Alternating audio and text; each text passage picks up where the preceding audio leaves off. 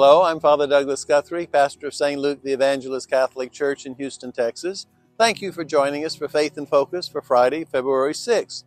We have a big weekend coming up, not so much church big, but other big.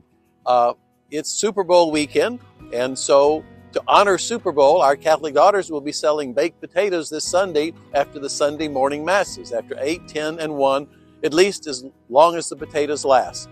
So you could buy a potato before Mass, but don't eat it in church, okay? Come on, that's a mess.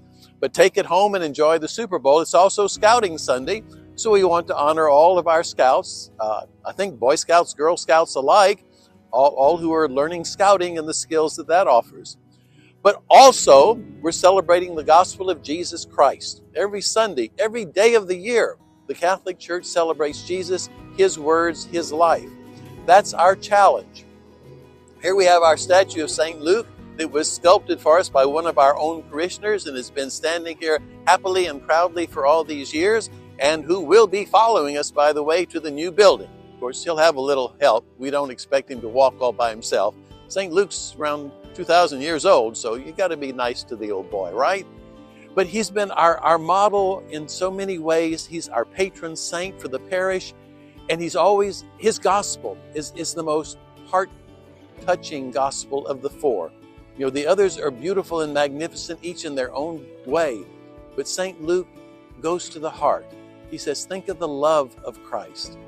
You know, the more we think of Jesus' love, the more we're going to think, I'm not loving like Jesus.